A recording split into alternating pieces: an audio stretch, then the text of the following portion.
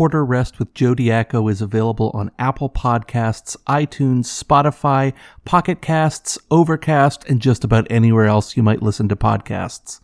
Our website is quarterrestpodcast.podbean.com. Follow us on Twitter. The handle is @podcastrest, or on Facebook at facebook.com/quarterrestpodcast.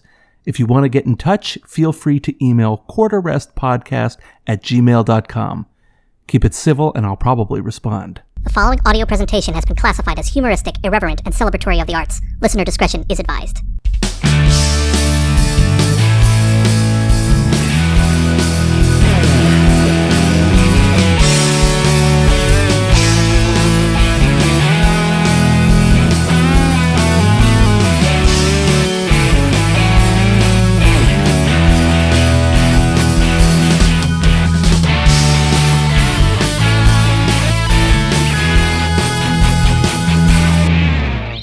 Hello, and welcome back to Quarter Rest.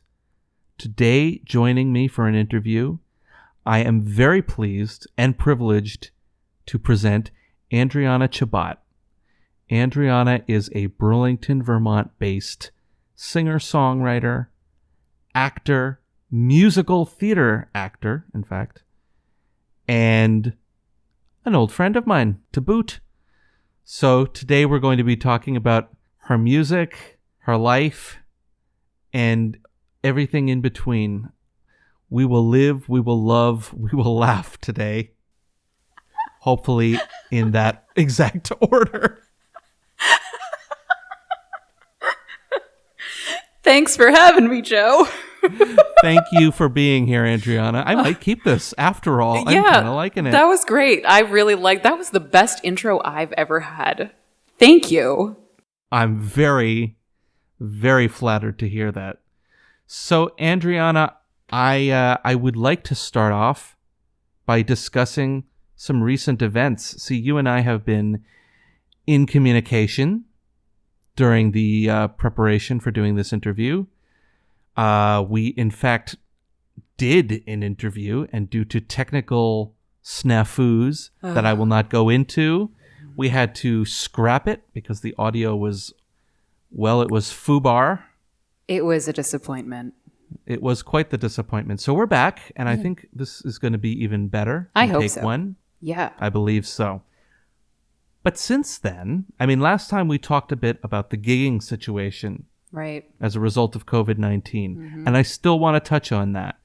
But since we last spoke, you have actually done some real meat space gigging. Could you please tell us a little bit about that? It's true. I have. So I was talking about the duo, which is a piano duel. Me and Joshua Glass, he's also another singer-songwriter. We get together and we play our own songs. We play each other's songs. And we are also accompanied usually by an amazing drummer called Andrew Bedard, super talented. And yeah, we played a gig not too long ago, actually this past weekend, for the 4th of July. Outside, of course, with precautions. We had masks. Well, not while we were singing, but everybody was spaced out. Everything was disinfected. It was actually a wonderfully safe experience. It was great. And beyond being safe, was it a good show? Oh, yeah. I mean, that it was. That goes without saying, of course. Of course, even though we haven't actually been able to practice for about 4 months since our last show. We kind of just clicked, kind of cleared the cobwebs, and it just settled, and we found a groove, and it was just so wonderful to actually jam with someone else. Yeah, and people were so grateful for us also putting on, a bit of a show too. So that was great. So how many people were in attendance, estimate? Yeah, I mean, the first day, all of our little picnic tables were full up. I would say perhaps 20. But Saturday was a private show, about 7 people. It was exclusive. Okay, so these are not Madison Square Garden numbers, but No. I would imagine the feeling of being back in front of an audience and jamming with another human being Yeah. who you aren't quarantining with Yeah. must be pretty fulfilling. Must be pretty nice. It was wonderful. I mean, I've been playing to the wall for the past, who knows how long, and having someone actually reactive in real time, mind-blowing. Yeah, I would imagine. So was there pretty good feedback from the audience? Were people into it? Yeah, they were. I wish we had our drummer there, but it just seemed like people were really appreciative to just get out and do something. We had a double date, sitting in the audience once, a few friends from college, It was a nice moment.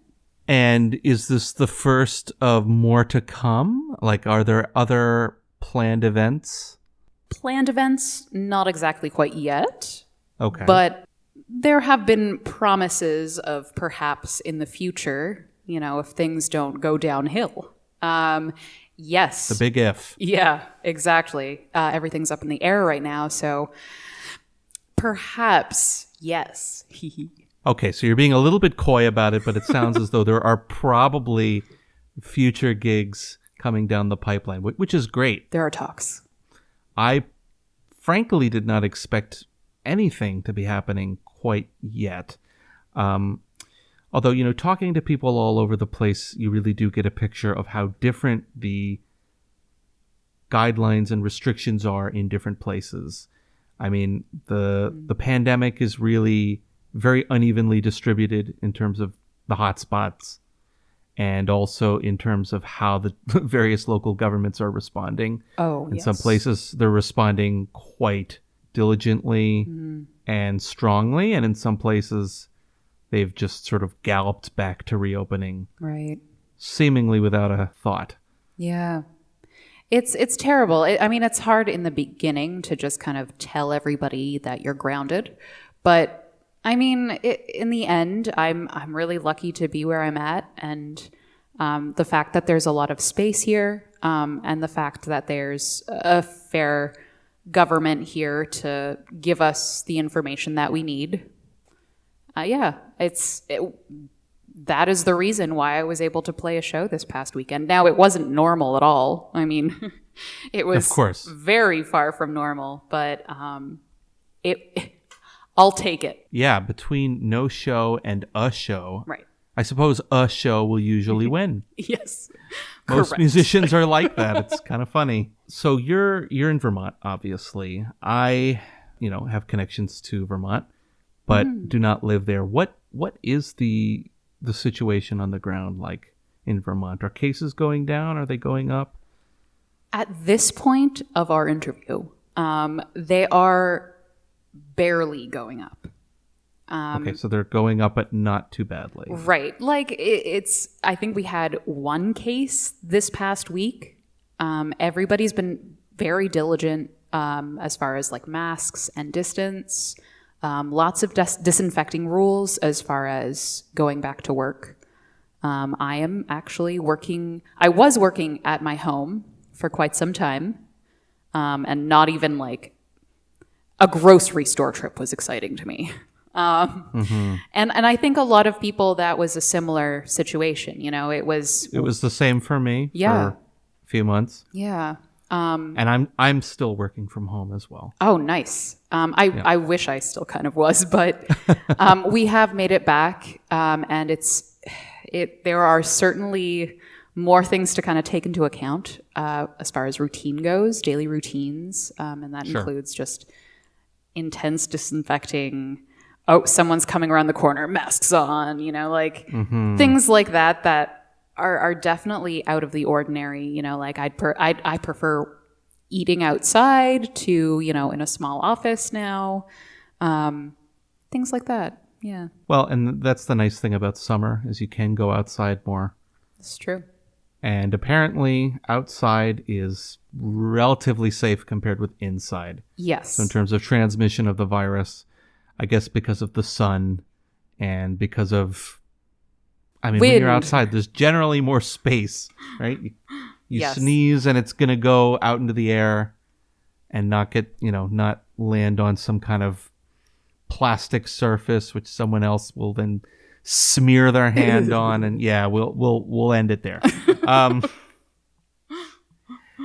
So this is nothing like the kind of frightening climb that we're seeing in some parts of the country. Not at all, which is it's honestly terrifying. And I think people are really in love with normal and getting back to normal quicker, more than, which I than understand. safety. Yeah, it is understandable. Like nothing's going to change my world. Like I don't want to change for this thing that we can't even see. That's right. That's such a default, kind of human thing to even kind of think about. And it, like, being in a tense pandemic for like 4 months, like that's too much. That's tiring. That's exhausting. Like, I want to go to the beach. Yes, I want to, but I don't know. I guess I like to be cautious about things. See what happens. We will see what happens, but I'm glad to see that Vermont is still faring well. I think throughout the pandemic, Vermont has done very well. It helps that it's a small state. It helps that the population is low. Although really, I mean, if it weren't for the good measures, it doesn't matter what the size of the population is. Population density, maybe, right? Because there's less interaction Like, what naturally. can you do? Yeah. Yeah. But still, I think Vermont deserves some credit for doing a good job of keeping things under control. Yeah. Well, anyway, so back to your gig. Well, we've kind of talked about the gig. Yeah. Could you just spend a little bit more time talking about this dueling piano duet with Joshua Glass? Certainly. Yeah. So we've got this really cool thing going. It happened about a year ago where, maybe it was 2 years now, that I started to want to kind of reach out to fellow singer-songwriters, get inspired in a different way, see what other people are thinking, writing about, playing, style-wise as well. And so I went to the manager of Nectar's and I asked if, perhaps a songwriter's circle was a possibility, or a songwriter night. And they were able to grant me a night. So I was busy kind of scoping through some peeps on Facebook and other places. And I came across one guy with a great Jufro and a lot of also incredible songs. Perhaps even more importantly. Perhaps. And so I was like, wait, what's he doing now? What's he up to? And he seemed inactive for a little bit. And I was like, what? So I actually reached out to him, and he was interested in the songwriter circle, and he hadn't done anything in a little bit. And he was great on stage. He was wonderful. We had a blast that night. Went by swimmingly, and ever since then we kind of casually, nerded it up with songwriter, garble and things like that, and processes and instruments and our favorite artists, all that fun stuff. And as a joke, once we were like, I think there was some kind of back and forth on Facebook, and we jokingly brought that kind of concept of like dueling banjos, but dueling pianos. Ha ha ha, aren't we clever? And then that sarcasm led to, oh wait, actually that would be kind of cool.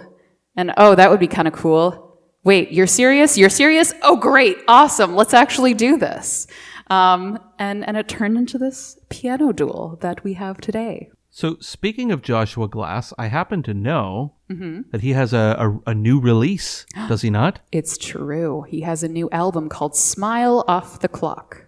And there's a special guest on this album, is there not? Oh, yes, that's true too. It is me. It is I.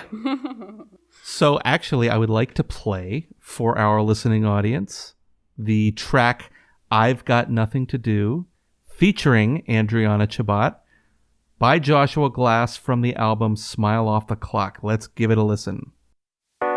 It's feeling like Broadway, but I know it's just one act.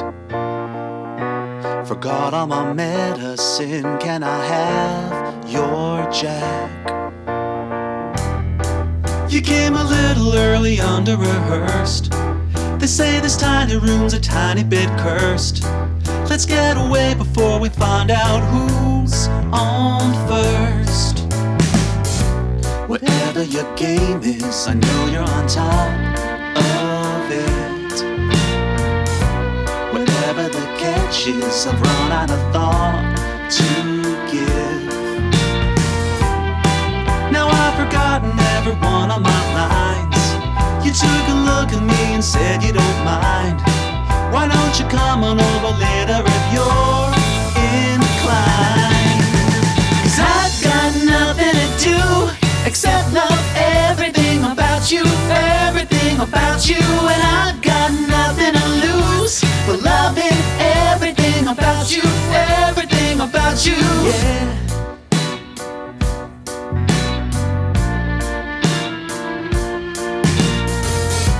The middle of summer, we sat back and watched it burn. Before constellations remind us that it's turn. I had to stick around and ask them when I'd ever get a chance to see you again. You told me, honey, that was now and this is then. And I've got nothing to do except love everything about you, everything about you. And I've got nothing to lose but loving everything about you, everything about you.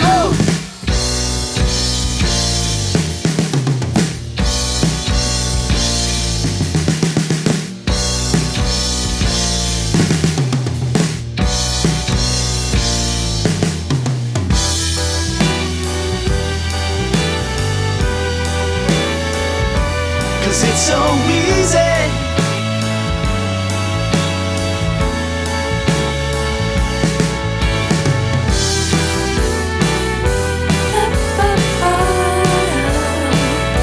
Why is it so easy?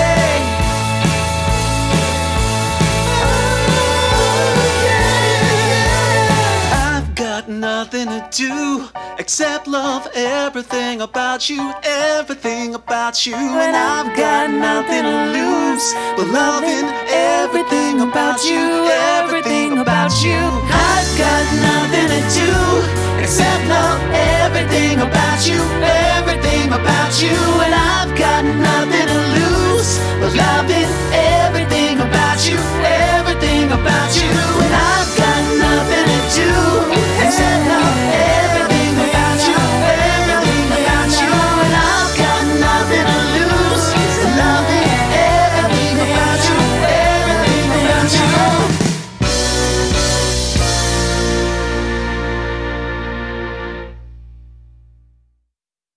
So, did Joshua write this song, or was there any collaboration involved? No collaboration, but this was one of my favorite songs to sing. And he commented that he really liked singing it with me. And my vocal interpretation when we were playing it really helped him breathe new life into the tune for him as well. Okay. So we had fun with it. And then he asked me if I could be on the track as well. And I was like, you know what? That would be fun. And that was the first song that I actually collaborated via the internet with. Okay, so this was your first experience creating a song or tracking something and just doing it remotely instead of with some kind of face-to-face interaction. Correct. Wasn't in a studio, just me kind of stumbling through how to do that and sending him wave files and waving from afar as well. And how was this experience? Was it easy? Was it difficult? There was some troubleshooting. I am not a natural with music tech, but I did learn a lot about it. So it forced me to do some stuff. And I actually ended up having fun. And kind of climbed out of my red light fever in certain ways. Red light fever. I don't know what that means. It's like when you press record, you sound terrible, but when you don't have the record on, you sound amazing. Gotcha. I know exactly what you're talking about. Yeah. Yes. As soon as you hit the record button, it's like you forget what instruments are. Right. What are music? What is sound? So this collaboration actually started as a live thing then? And it's only through that he ended up asking you to appear on the album? Yeah, exactly. When you do your next album, do you think Joshua might make a cameo? Oh, well, that would be the polite thing to do. But perhaps. No, I So no, it's not going to happen. No, never. I mean, I would certainly consider it. If there is a natural way to incorporate him, I will absolutely say yes. I know that I admire his soloing skills, so perhaps that's what I'd bring him in on. That could be interesting. No spoilers, though. I don't know. So we're going to be discussing some of your recorded work. We're going to listen to some of it as well. So your last EP came out in 2014. Yes. That's been a while. And I assume you have some new material that would appear on a future I do. album. Yeah. Maybe we'll even hear some of it. I think so. Maybe one. So before we talk any further about music that nobody listening to this has actually heard, let's give a listen to the first track. This is the title track off of Andriana's EP Cascade. So this is the first song, also titled Cascade. Let's give it a listen.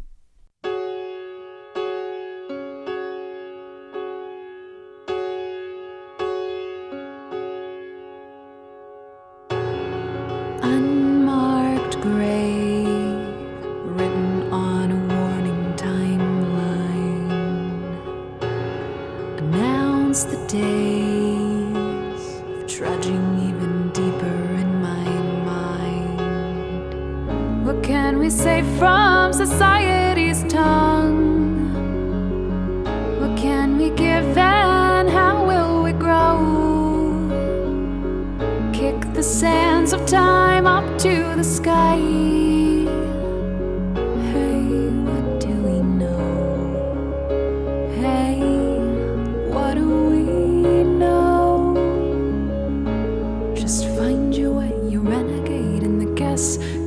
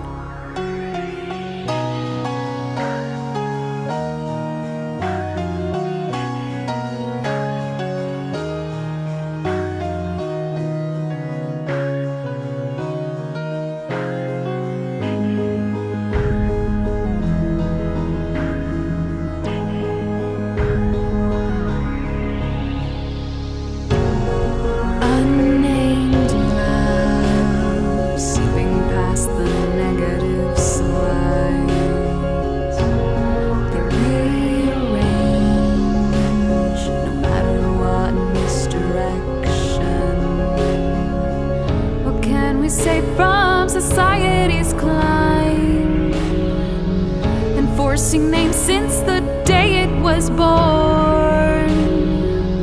What will we say nearing life's final blow? Hey, what do we know? Hey, what do we know? Just find your way, you renegade in the cascade.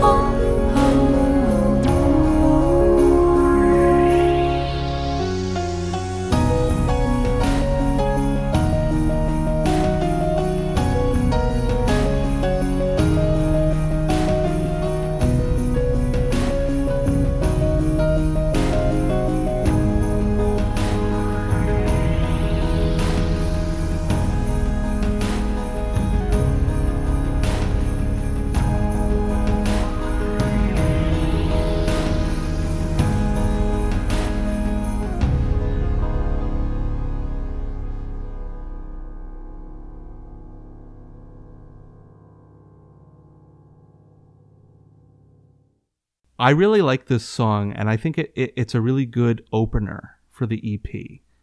I think it sets a mood early on. Thank you. With that piano at the beginning and those very dramatic chords that they're playing. Especially when the bass line kind of comes in, like the piano bass line comes in. It starts really setting the mood. And then there's all this electronic, synthesizers and stuff. So firstly, I would like you to just tell me about this song, how it was written, when it was written, any background about it. And then I want to talk a little bit about some of the technical stuff. Not the technical stuff, but I want to talk a little bit about the arrangements on this EP. But first, tell me about this song. Yeah, that song was one of the first tunes that I wrote in a very short amount of time. And it was a few weeks before we actually recorded it at the studio itself. And I slapped it all together and finally got a concept for the EP due to the title. Though not one for one, that was actually written a few days before the album. I had never done something that last minute before, as far as musically. So it really speaks to me as far as soundscape-wise, because the piano is such a vast instrument as far as just tones. Absolutely. I mean, even the strings themselves, every single one has a different thickness. So I wanted to take advantage of that scope completely with this one because, one of the lyrics, or one of the lyrics in the song is "Find your way, just find your way, renegade, in the cascade." So I wanted to capture that huge dynamic range of the piano. And one of the lyrics in the song is, find your way, you renegade, in the cascade. And I wanted those sounds to surround those lyrics as well, as dynamically and vastly as possible. Yeah, the song has a definite bigness to it. It sounds very, very epic, very grand. I rather like it. Lyrically, what's going on in this song? There's the refrain, "What do we know?" What is this in reference to? Yeah, I say all these statements in the verses, kind of trudging. There's, society's climb. There's a quote from Shakespeare in there.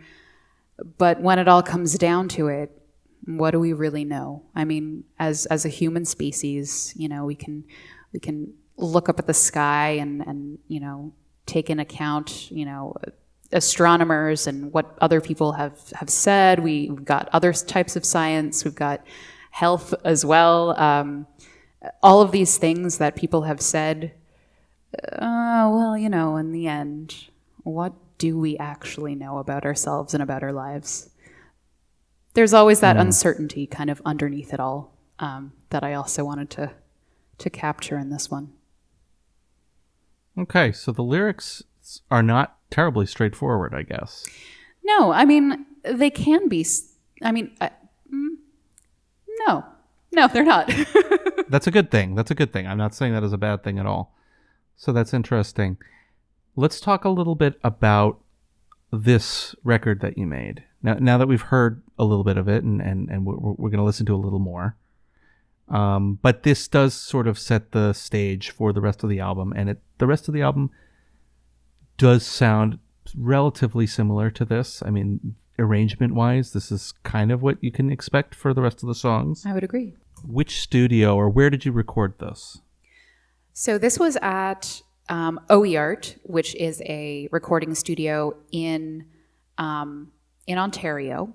But I also took a trip to Nova Scotia to complete the album as well. I had a really great team of people behind me who are also artists that you can check out on the credits of the album. But primarily, Sean Bisson, he has had a long history with supporting the arts in some form or another. But he was able to get me free recording studio time because he was teaching there. And I was like, absolutely, I'll just pay for the plane. Great, wonderful, let's do it. And we spent a week. The mission kind of became, I think it was his kind of mission in a specific way. But the challenge was to not use guitars at all on the whole album. So an album with no guitars. Correct. Yes. Doesn't sound like it would be that difficult, was it? Well, I mean, I was very used to having a guitarist always back me up live, to a certain extent at least. But, and I never really went into the world at that point of synths, so it was mostly up to him what he wanted to create with what I was bringing to the table with my songs, which was very interesting to me. Hearing that second interpretation, you know, to a pair of ears, a new pair of ears, I suppose, was quite refreshing to someone who's been huddled up in her hole, just like playing my own tunes for myself and screaming at the wall. So that was very wonderful to hear. I think it kind of went along the lines of when Peter Gabriel did his album of only covers, and he wanted to do it without drums.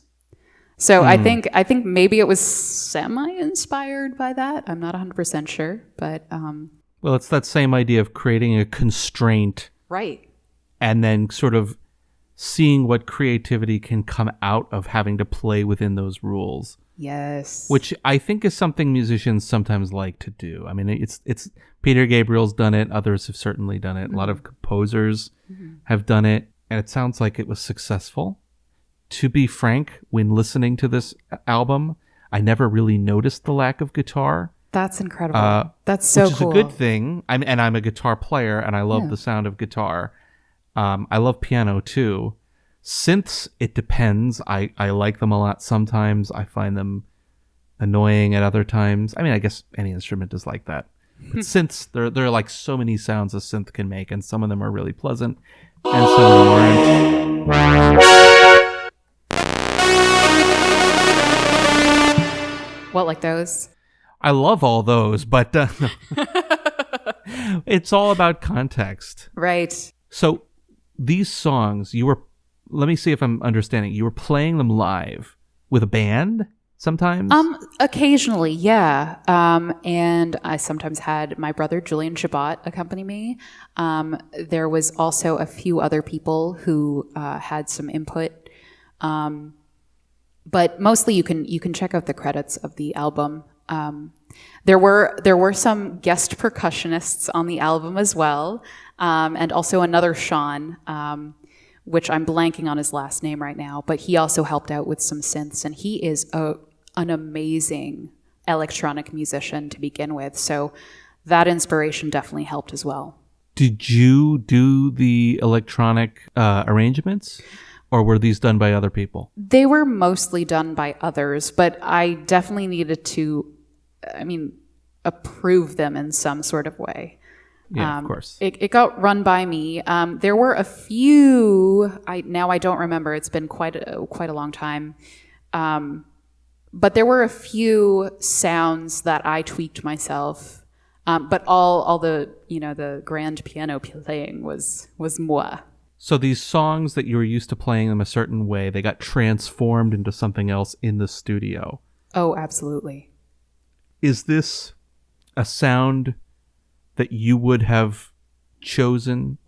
Like if you had just gone into the studio by yourself and had access to whatever players you wanted and were doing all the arrangements yourself, would it have sounded different than this? That's a great question. And I don't know if I can really answer that. I don't think I would have come to a close conclusion. Even now, when I'm playing around with synths and certain things nowadays, I'm not reaching the same conclusions. So I would say no. These guys just lifted it to another level that I would have never imagined. That's actually very cool. What are your musical influences? That is also a great question. I was definitely very inspired by Regina Spektor for a very long period in my life. But I've also, for quite some time, been inspired by Sarah McLachlan, Rufus Wainwright, Anais Mitchell recently. Oh, and also recently Jacob Collier. Wonderful. Amanda Palmer, Ben Folds, a little bit of Lucius in there. And yeah, a lot more. But those are kind of my main inspirations, I would say. And in terms of the piano, Oh, are there any piano players or styles of piano playing that have worked their way into the way you approach the instrument, either when you're writing or when you're performing? that is even more difficult because piano in itself covers so many genres, can be in so many genres.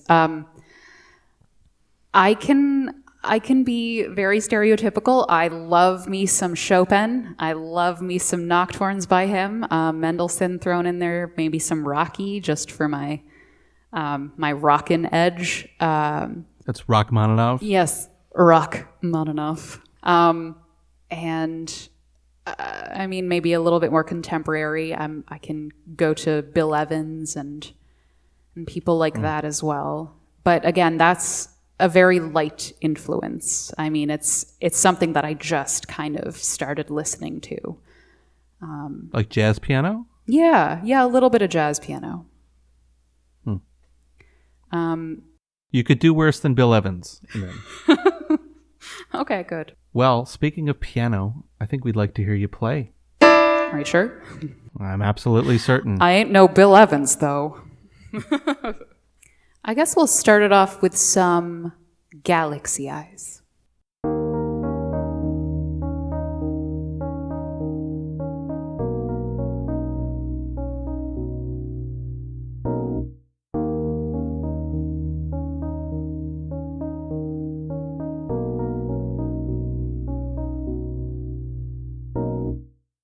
You enter, I'm tempted to give you more. Your arms reach up to higher cause. Your orbit has me pulled in infinite stars. Ultraviolet soul, diffraction in my vision, the halo I've been missing. Your galaxy eyes are on me. On me, your galaxy eyes are on me. The weight of your being is all I want. So follow the leader and look beyond. Your orbit has me pulled in infinite stars. Ultraviolet soul, diffraction in my vision, the halo I've been missing. Your galaxy eyes are on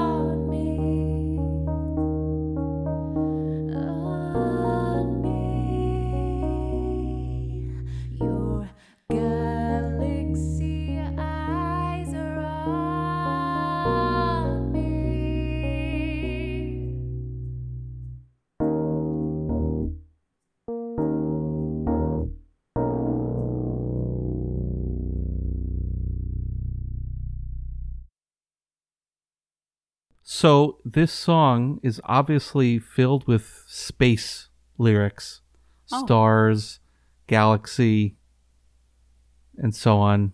Yeah. What's going on in this song lyrically? What were you trying to? I mean, I assume it's not literally about galaxy eyes. Not that I even know what that would literally be.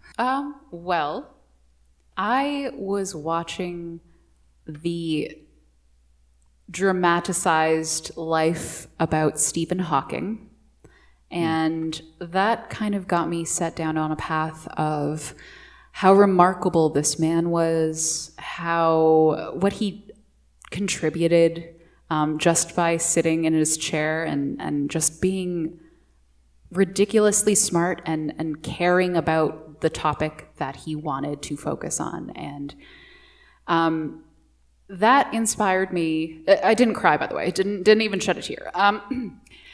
That inspired me to kind of think about the vastness of the galaxy and the vastness of the galaxy in terms of how interesting a human being can be, I suppose. And based on that, it would be incredible, if I were to imagine, being in the same room next to this person, or any kind of human being who has contributed so much and has so much going on within themselves.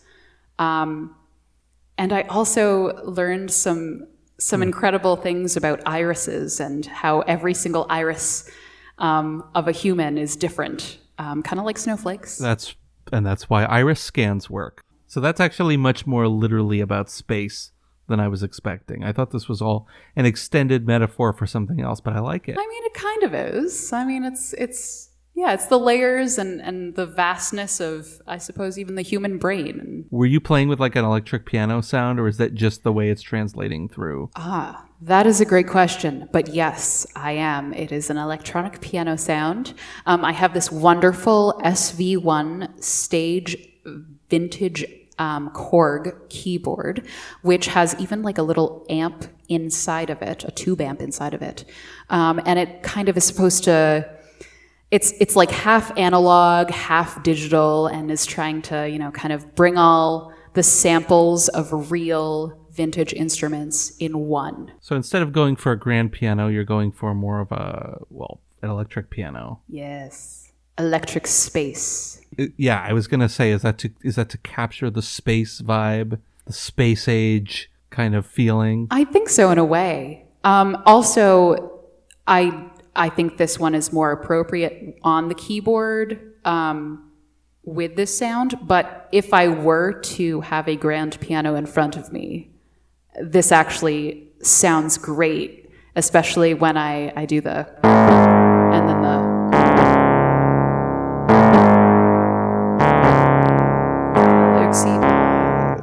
It provides a lot of depth if you get that grand piano behind you, but this'll do for now. So this is a newer tune. Yes, it is the last tune that I wrote before my year kind of dry spell, writer's block. Ooh, when was that? It was a year since 2 weeks ago. Okay. It's been a while, yeah. All right, I want to play another tune from your EP, another studio track. This one is the 4th track. It's called Stumble. Let's give it a listen.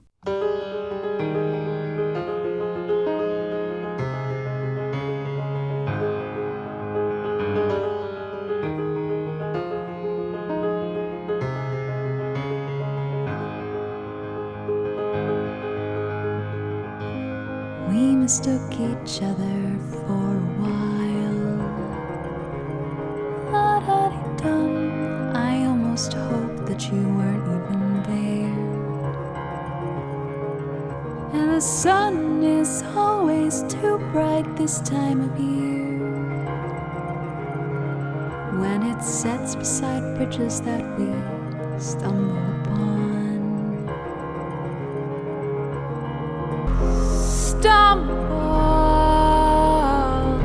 And call and call and call and call and call and answer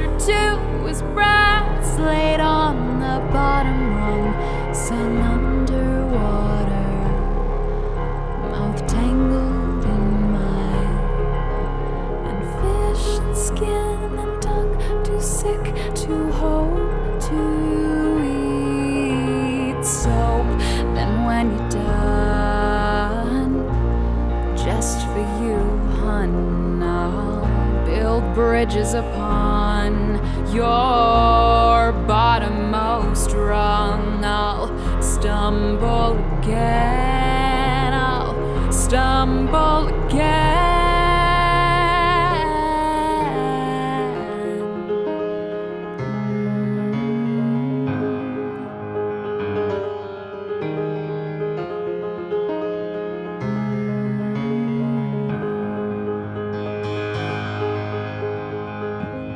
Used to be right here on this wall, a tiny dot, but now other colors have covered it up. And if only every mark had the heart to blend together whenever the tide came in, when it floods across bridges that we stumble upon.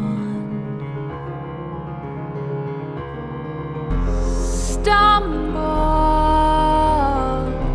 and call and call and call and call and call, and answer to was breaths laid on the bottom rung, sung underwater, mouth tangled in mine.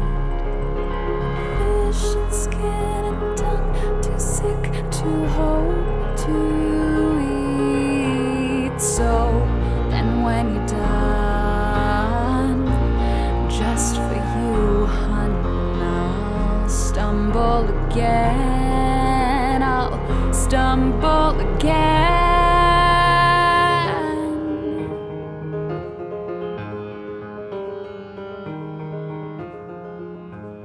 Bridges make good stumbling, good bridges make good stumbling, good. Then when you're done, just for you, hun, I'll build bridges upon your bottommost rung. I'll stumble again, I'll stumble again, I'll stumble again, I'll stumble again.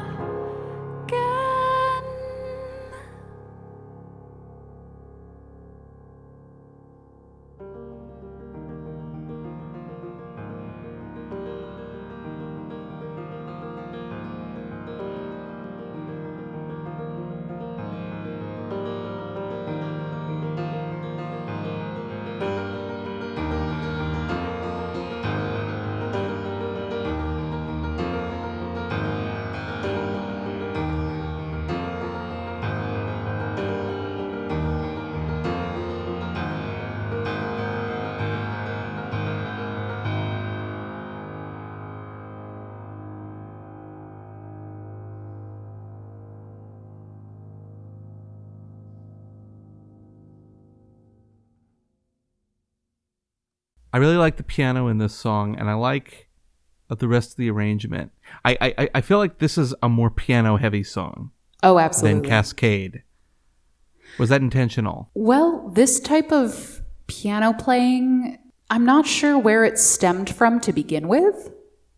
I don't think I've ever really played even a contemporary classical tune that has, the repeated hitting of the keys.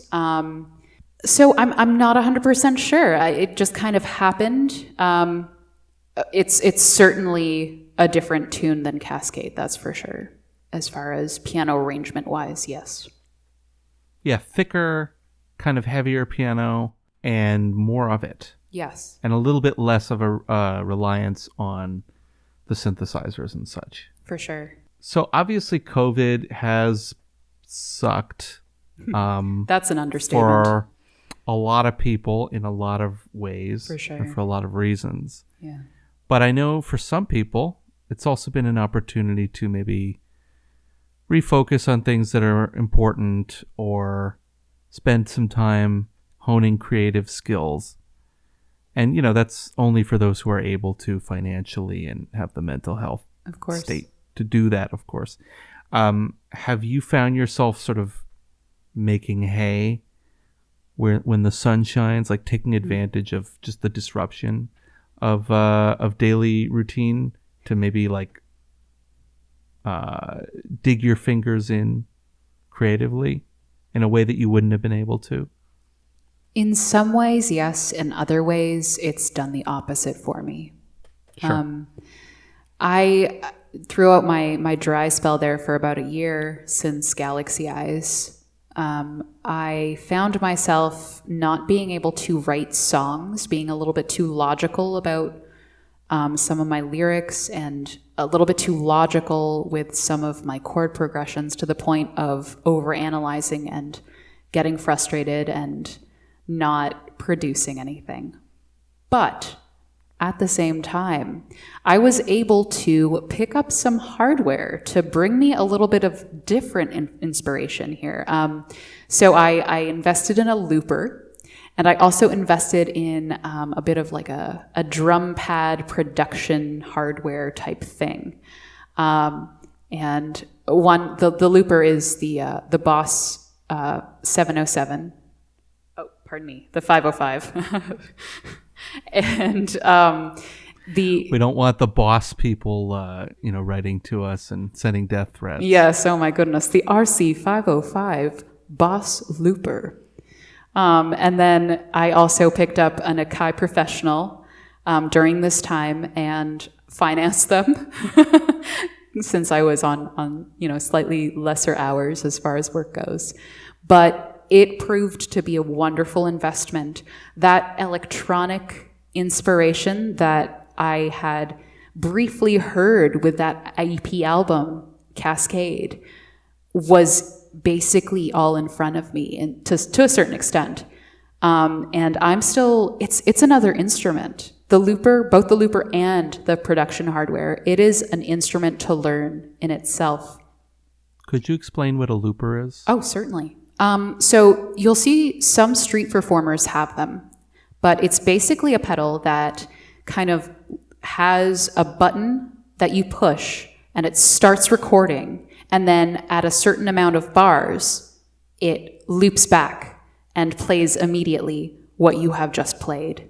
So it, you can be like do do do do do, and it'll repeat the do do do do do, and then you can record another track going do do do do do do, and then you can layer them and stop them and build huge chord progressions, or not, or you can stay in the same chord and just kind of layer on top of it and have fun with it. And you can record anything as far as voice, you can do piano, you can do anything that you can put a mic up to. So it can also be pretty goofy. So street performers like these because it allows one person to make a really layered and big sound. Absolutely. I've heard some interesting instrumentals, even with like didgeridoos providing bass kind of rhythm lines. It's great. What made you decide to get in on that? Well, honestly, I had heard about them for quite some time, and now that I didn't have any musician friends to record me, I decided to kind of bite the stick and purchase some things that'll make me learn a little bit more technical aspects of music, so I can record for myself and I can do scratch tracks for myself and play around with things on a more symphonic kind of level as well, other than just me playing in a room alone, screaming at a wall, voice and piano. So yeah, I made the leap, and I certainly don't regret it, but I'm still learning. I'm still learning. So personally, when I think about loopers, I think of instruments like flute, violin, solo instruments that you can record, and then you make it sound like it's, instead of just a violin, like it's a string quartet. Instead of just a flute, it sounds like a symphony of flutes or whatever. Or using it with the human voice, so like one person can basically make themselves sound like a choir, sing over that, beatbox on top of it, whatever the case may be. With piano, that's interesting because a piano is already an orchestra in a box. I mean, a piano is already such a big sound. Do you think there is room, though, to extend the piano with looping? Is that something you kind of want to play around with? Or are you mostly using it to loop your voice?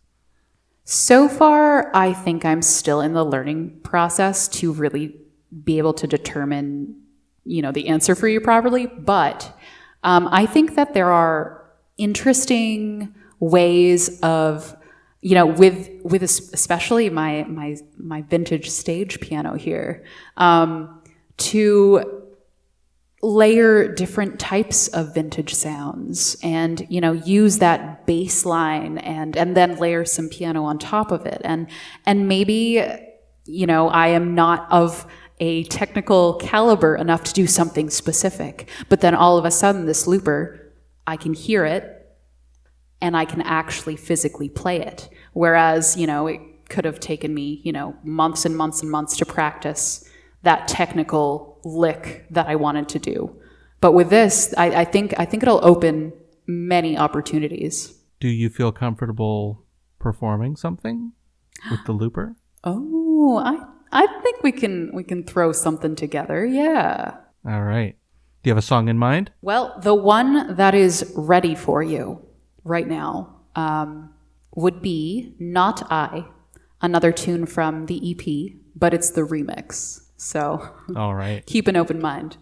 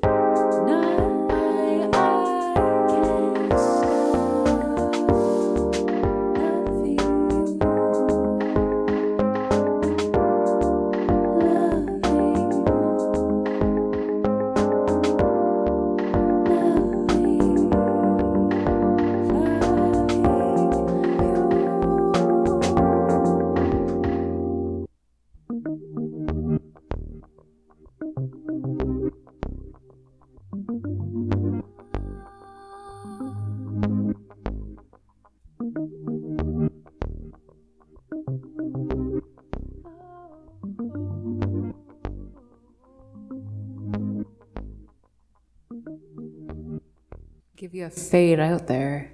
That's something I can't do on the keys. No, it's not going to be like that. So that's cool. And I wasn't expecting like percussive stuff. And I mean, that felt like I was listening to a fully produced arrangement. Well, that is my first attempt at, remixing one of those tracks. That's my next project. And you programmed everything? I did. I used the wonderful synths that came with the Akai Force, and that inspired a lot. And the samples, too. You get a lot of samples, a lot of tunes, a lot of sounds, things to play with.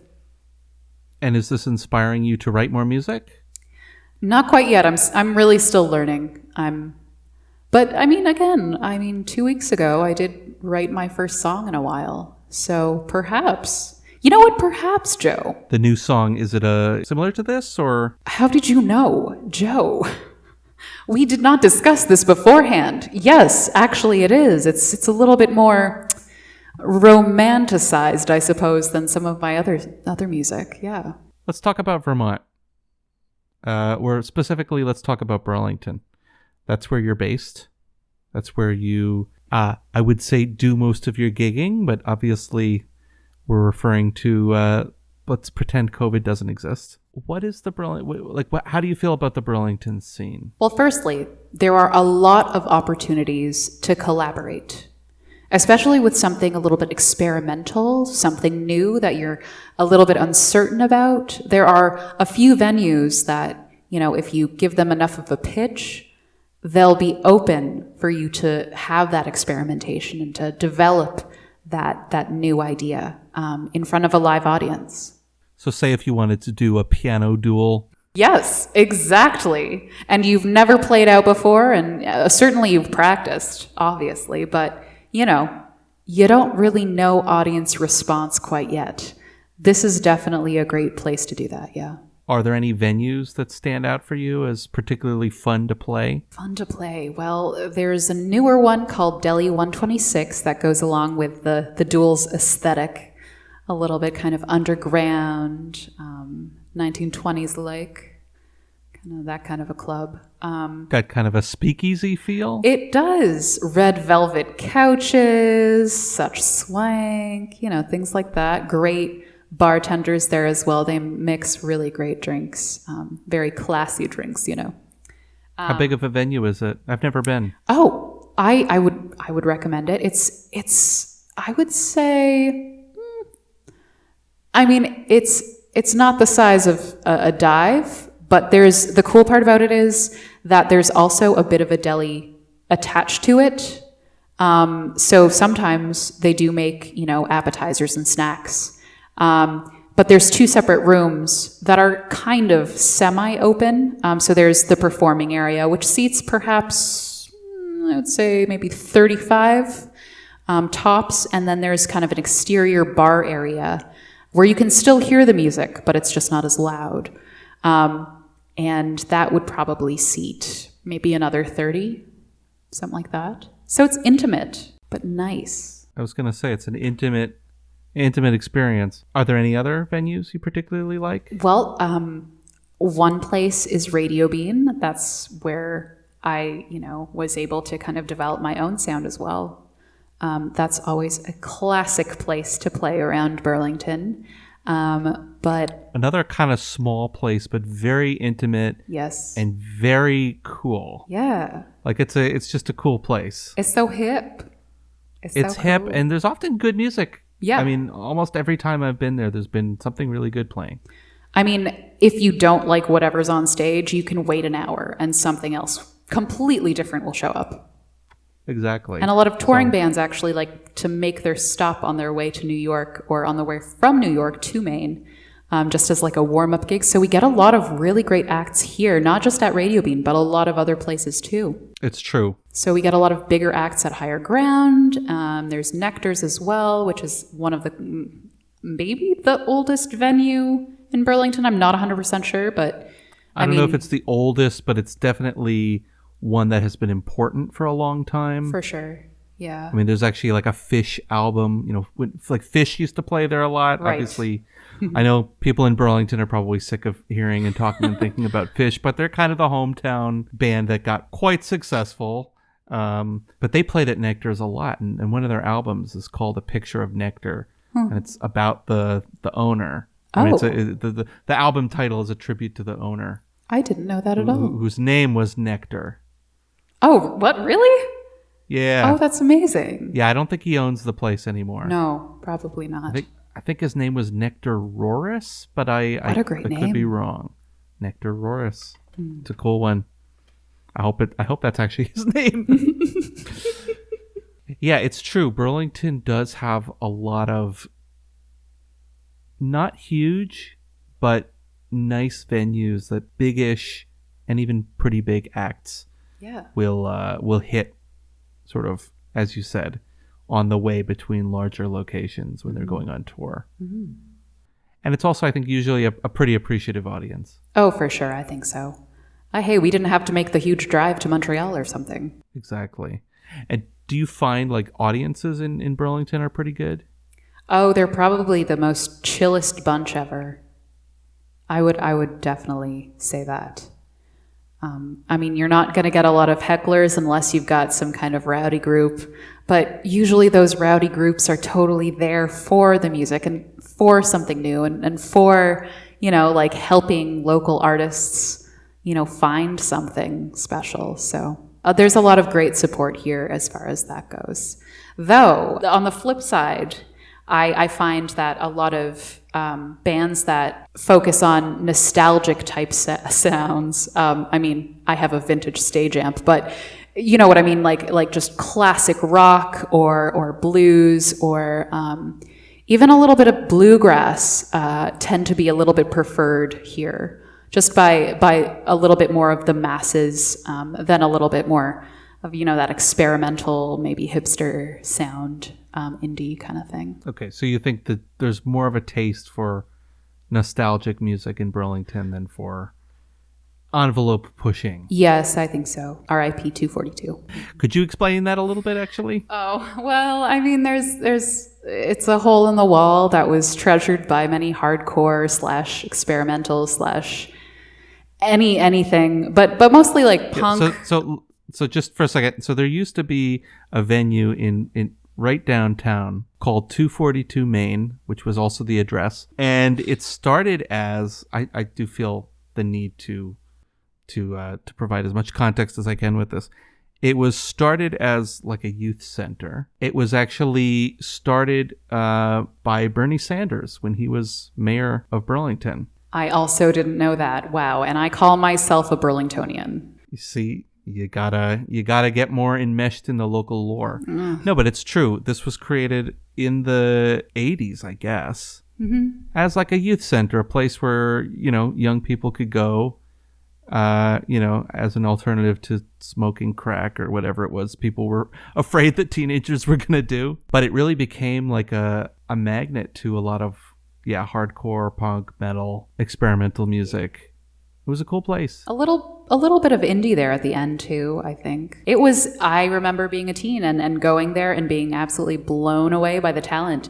And it's pretty much literally a hole in the wall. Oh yeah, it's a tiny venue. It's a cave. A tiny venue, but you could pack a surprising number of people in there, and man, I heard some great music in there. Some really great music, and the sound wasn't bad. It wasn't great, but it wasn't bad, but it was just a cool place to play. The atmosphere was amazing. I think that was everybody getting together for that kind of I always felt as though I had so much adrenaline when I was there. Exactly. And the atmosphere, the ambiance was just, you couldn't describe it even. It was incredible. It was electric. Did you ever play 242? No, I never got the chance. I wasn't enough of some kind of musician at that point.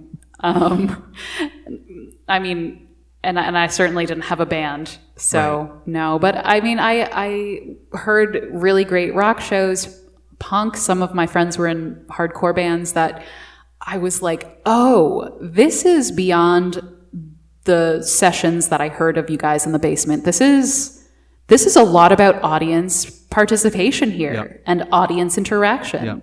This makes sense now. So again, rest in peace, 242. I want to talk about acting because you're an actor. Why don't you tell me a little bit about that? What kind of acting have you done? Well, I started trying out for the High School Musical.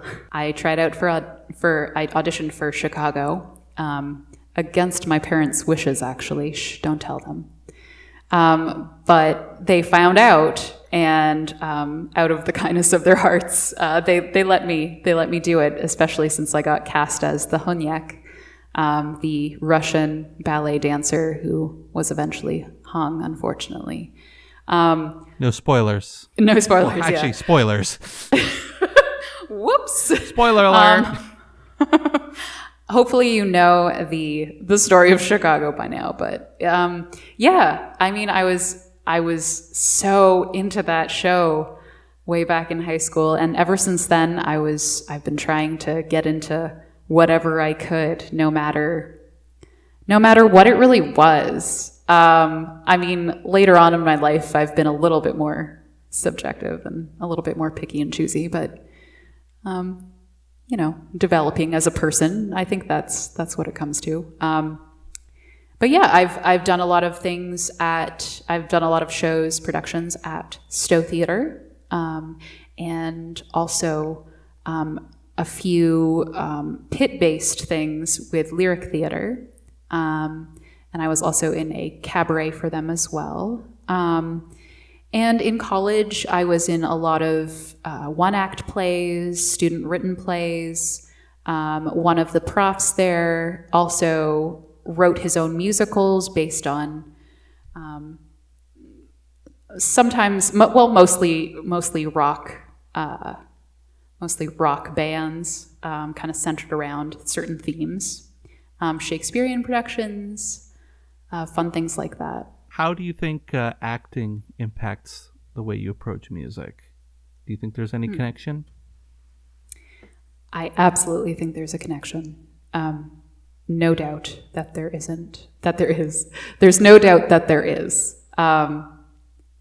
I mean, the way that I write songs or melodies, I like dramatic flair. I like that dynamic range of the piano, and if I can incorporate some kind of emotion even into a melody line, the way that we form a sentence, the way that we form a phrase is quite similar, then I definitely try to go in that direction with it, yes. Do you think you incorporate storytelling in your lyrics? To a certain degree, yes. I'm not at the point of a storyteller such as Anais Mitchell and her recent epic musical, Hadestown, or anything like that quite yet. But I think I am on the route there. I've already found characters within some of my songs, that's for sure. I mean, Galaxy Eyes is not extremely about me, per se. It's based on a lot of fictional things. Yeah, and I mean, Not I, that's probably the same thing too. Very cool. Do you have any acting work on the go? Obviously, COVID is a reality, and I don't know how much stage acting is taking place right now, but not much. That's for sure. Was there anything on your horizon? There was. Speaking of things online instead of, in person, Stephen Sondheim recently celebrated a birthday, and actors from around the world sang one of their favorite Sondheim tunes. I remember that. And one of the shows, yeah, it was great. It was amazing. And one of the shows that I was due to be in this past summer, basically in a month from now, was A Little Night Music. And what were you playing? And I was cast as Desiree, which is a dream role of mine, basically the female lead. My first, real female lead in Vermont that I've ever received or had the pleasure of being able to interpret. And then it got canned. So yeah, it got canned. Are they going to bring it back? Well, they were hoping for October, or, oh, wait, just kidding, not October anymore. It's up in the air, but I believe next summer. That's what we have our sights set on so far, but who knows? And which company was this? This one was for Stowe Theatre Guild. Okay, that's Stowe, Vermont. Correct. Pretty touristy town. I would imagine they bring in a lot of tourists to go see the shows. Yes. Yeah, it's a wonderful way to kind of end a night of either hiking or going through the boutiques and shops on that main drag there. Yeah, I may have sounded like I was making fun of it, but like I went to Stowe for my honeymoon. Like I got married in Vermont and then just spent a couple days with my new bride, just hanging out in Stowe. It's a really beautiful place, and if you're into the outdoors at all, not a bad destination at all. Fresh air, amazing scenery, and the walkability is great. And then you can end the day with a little night music. There we go. Which show is that? I'm not as familiar with that one. Well, A Little Night Music is based on a group of friends meshed in with some acquaintances of theirs, but Desiree's kind of the center, and one of her long-lost lovers, who's a little bit older than her, comes back after a while, and she realizes, after a life of, being an independent woman, and, engaging in whomever she would like to engage with, she realizes that he is now getting married to someone severely underage and very innocent and very naive. And she realized that this guy who has appeared, she wants to settle down with for real and change her life. And he is a little bit more hesitant, let's just say. How's the music? Oh, it is intricate. Sondheim knows how to write for characters. He knows how to phrase. He knows how to speak what the character's motives are and doing it eloquently and also at the same time musically. The chord changes are ridiculous and descriptive and complicated. It's going to be a challenge, actually. It's going to be a step out of my comfort zone because I'm not a classically trained vocalist by any stretch of the imagination. So hopefully I'll be able to work up to that level before whenever it goes up. Correct me if I'm wrong. Is that the one with Send in the Clowns? Yeah. Yes. Is that a Desiree tune? It is. It's one of my favorite songs. It's a good one. Would you be able to do it? Oh, it's a jazz standard. I can try. I'll give you an excerpt. All right. I don't want to give it all away either, just a little taste.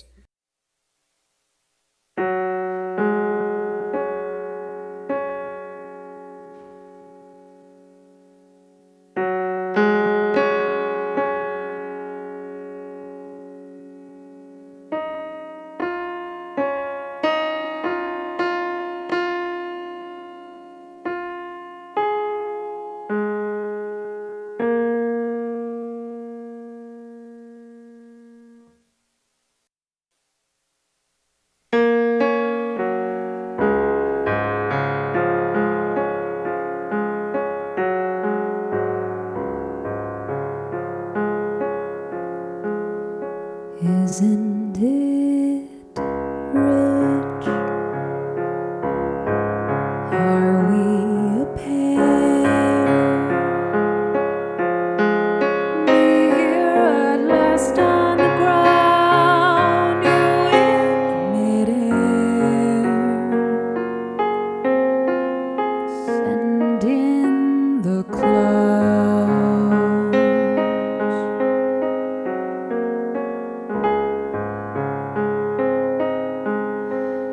Isn't it bliss?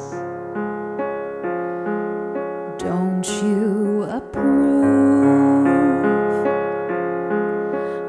one who keeps staring around and one who can't move.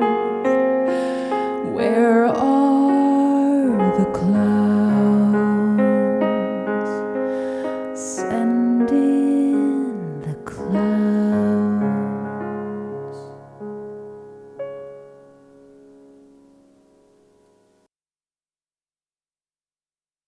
Andriana Chobot, thank you so much for joining me. Thank you for having me. This was amazing. It was a lot of fun, and I think take 2 was even better than take 1. I'd agree. I'm glad this happened. Thank you. Me too. Andriana, where can people check out your music? Oh, in lots of places. iTunes, Spotify. My name is spelled Andriana, Chobot, Chobot. And you can check me out also on my website, andrianachobot.com. And soon enough, I'm probably going to put up a live stream on Facebook and Instagram. So keep an ear out for that as well. And eventually, someday, as Desiree at Stowe Theater. Beautiful. Well, we look forward to it. Thanks again.